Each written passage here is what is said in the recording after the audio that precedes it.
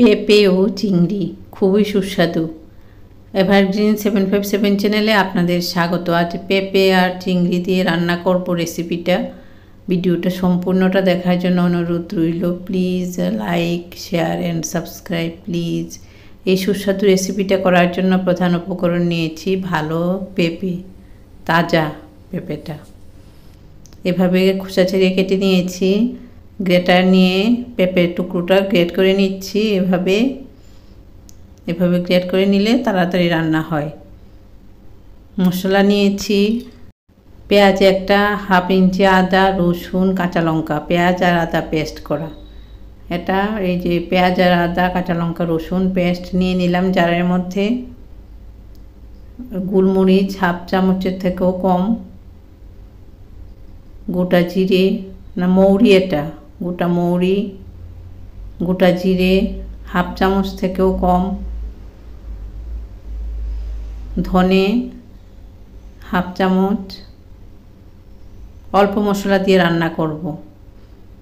জল দিয়ে মেশিনে পেস্ট করে নেব। কি মশলা দিয়েছি মনে রাখতে হবে। মশলাটা পেস্ট করে নিলাম, সুন্দর একটা গন্ধ বেরিয়েছে মশলা বাটার। গ্রেট করে নিলাম পেঁপেটা। বড় চিংড়ি নিয়ে নিলাম। চিংড়ি মাছ কিভাবে পরিষ্কার করতে হয় আমার চ্যানেলে আছে, ডেসক্রিপশন বক্সে লিংক দিয়ে দেব, দেখে নিতে পারবে চিংড়ি মাছ পরিষ্কার করার প্রসেস বা পদ্ধতি। কড়াই নিলাম, কড়াইতে তেল দিলাম অল্প পরিমাণে। কড়াইটা ভালো করে গরম করেছি। এখন চিংড়ি মাছগুলি ভালো করে ধুয়ে নুন হলুদ দিয়ে গরম কড়াইতে দিয়ে দিলাম। হালকা ভাজা করব। চিংড়ি মাছ বেশি ভাজা করলে স্পঞ্জের মতো হয়ে যায়, শক্ত হয়ে যায়। তাই চিংড়ি মাছ এদিক ওদিক নাড়াচাড়া করে তুলে নেব। বেশিক্ষণ ভাজা করব না, 1 থেকে 2 মিনিট নাড়াচাড়া করব। চিংড়ি মাছটা এরপরে রান্নার মধ্যে সেদ্ধ হবে। ওইভাবে দেখাবো কিভাবে রান্নার মধ্যে মাছ সেদ্ধ হবে। চিংড়ি মাছ ভাজা হয়ে গেছে, তুলে নিচ্ছি। কড়াইটা গরম করেছি, কড়াইতে আবার তেল দিলাম। তেলটা মাখিয়ে নিলাম। অল্প তেলেই রান্না হবে। শুকনো লঙ্কা একটা কেটে দিয়েছি, না হলে ফেটে চোখে এসে পড়বে। তেজপাতা দিয়েছি তেলের মধ্যে। কালো জিরে ফোড়নে দিলাম তেলের মধ্যে। আর ওই যে মশলাটা পেস্ট করেছিলাম এই মশলাটা দিয়ে দিলাম। কি মশলা দিয়েছি মনে রাখতে হবে, তাহলেই রান্না ভালো হবে। প্রয়োজনে লিখে রাখবে, দেখে দেখে রান্না করতে পারবে কি মশলা দেওয়া হয়েছে। জার ধুয়ে জল দিলাম, হলুদ দিয়ে দিলাম, একবারই দিয়ে দিলাম কাশ্মীরি লঙ্কার গুঁড়ো দিলাম রঙের জন্য। এগুলি এখন এখানে 2 থেকে 3 মিনিট নাড়াচাড়া করব। বেশি কষিয়ে রান্না করলে গ্যাস হয়, এর জন্য আমি অল্প কষিয়ে রান্না করি। ইচ্ছে করলে বেশি কষিয়েও রান্না করা যায়, বেশি তেল দিয়ে রান্না করা যায়, ওগুলি গুঁড়ো পাক হয়ে যায়। আমি যেটা করি সহজ পাচ্য, পেটে কোনো গ্যাস হয় না, হজম ভালো হয়। মশলাটা এরকম হওয়ার পর পেঁপে যে গ্রেট করেছিলাম পেঁপেটা দিয়ে দিলাম মশলার মধ্যে।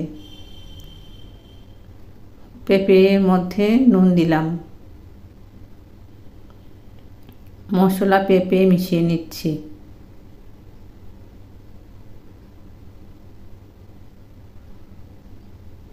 খুব আস্তে ধীরে করতে হবে, ধৈর্য ধরে।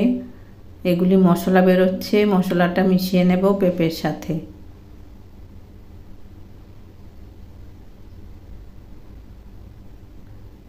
এখন তো পেঁপেটা শক্ত হয়ে আছে, এখন ভালোভাবে মেশানো যাচ্ছে না। পরে এখন ঢাকা দিয়ে রাখলে পরে নরম হলে ভালো করে মেশানো যাবে মশলা আর পেঁপে।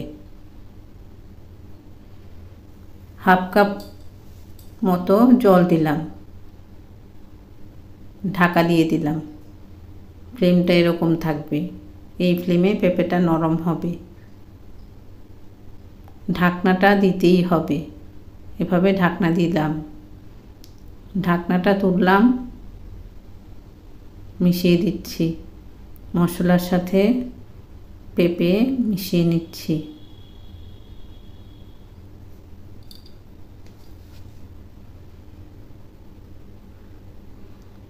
মশলাটা মেশানোর পর রান্নাটা ভালো লাগবে, আর পেঁপেটা বেশি গলে যাবে না, সুন্দরভাবে রান্না হবে। পেঁপে কিন্তু মেয়েরা খাওয়াটা এত ঠিক না, মাঝে মধ্যে মেয়েরা পেঁপে খাবে। ঢাকা দিয়ে দিলাম, আরও নরম হবে পেঁপেটা। পেঁপে নরম হয়েছে। এখন চিংড়ি মাছ যে ভাজা করেছিলাম, বড় চিংড়ি, এখন পেঁপের মধ্যে দিয়ে দিলাম। এখন নাড়াচাড়া করব না, এখন ঢাকা দিয়ে রাখবো, চিংড়ি মাছগুলি সেদ্ধ হবে। কারণ ভাজাটা অল্প করেছি, চিংড়ি মাছ এখানে সেদ্ধ হবে পেঁপের সাথে। চিংড়ি মাছগুলি সব পেঁপের ভেতরে দিয়ে দিচ্ছি, সবগুলি চিংড়ি মাছ পেঁপের ভেতরে দিয়ে দিলাম। কিছুক্ষণ পর নাড়াচাড়া করব। এভাবে এভারগ্রিন 757 চ্যানেলের পাশে থাকবে, ভালো ভালো রান্না দেখতে পারবে। আলতোভাবে নাড়াচাড়া করতে হবে, চিংড়ি মাছগুলি যাতে গোটা গোটাই থাকে, ভেঙে যাতে না যায়, ওইদিকে লক্ষ্য রেখে রান্নাটা করতে হবে। এইভাবে ঢাকা দিয়ে রাখলাম। এভারগ্রিন 757 চ্যানেলের পাশে থাকবে, ভালো ভালো রান্না আছে। ধনেপাতা দিয়ে দিলাম, দেশি ধনেপাতা, বিলেতি ধনেপাতাও দেওয়া যায়। আর এই রান্নাটা বন্ধু এবং পরিবারের অন্য সদস্যদের সঙ্গে শেয়ার করবে, বেল আইকনটা প্রেস করবে, তাহলে নতুন রান্নার নোটিফিকেশান সবার আগে আপনার মোবাইলে পৌঁছে যাবে। খুব সুস্বাদু রান্না হয়েছে, এভাবে রান্না করে দেখুন, বেশ ভালো লাগবে। এই যে চিংড়ি মাছগুলো কিন্তু ভেঙে যায়নি, মাথাটাও আছে, মানে চিংড়ির যে মুড়োটাও আছে, চিংড়িটাও আছে। ধনেপাতাটা মিশিয়ে দিচ্ছি আলতো করে, নাড়াচাড়া করে। চিংড়ি মাছের মুড়োটা ইচ্ছা করলে না খাওয়াই ভালো, যাদের অ্যালার্জি হয় চিংড়ি মাছের মুড়োটা খাবে না। চিংড়ি মাছের মুড়োটা খেলে অনেক সময় অ্যালার্জি দেখা দেয়, আর যাদের অ্যালার্জি আছে ওরা চিংড়ি মাছ একবারে না খাওয়াই ভালো। এইভাবে ধনেপাতাটা মিশিয়ে দিলাম। চিংড়ি মাছগুলি দেখো, আমি দেখিয়ে দিচ্ছি, এই যে দেখো, মুড়োটাও আছে, মাছটাও আছে, ভেঙে যায়নি। খুব সুন্দরভাবে চিংড়ি মাছগুলি এখানে সেদ্ধও হয়ে গেছে। এভাবে রান্না করে খাবে, আমার খুব ইচ্ছে। কমেন্ট করে বলবে কীরকম হলো। এই যে দেখো, রান্নাটা এরকম হয়েছে। পেঁপে যে বোঝাই যায় না, খুব সুন্দর রেসিপি তৈরি হয়েছে। রুটি, পরোটা, ভাত সব কিছুর সাথেই ভালো লাগবে। ভালো থাকো, সুস্থ থাকো, ধন্যবাদ।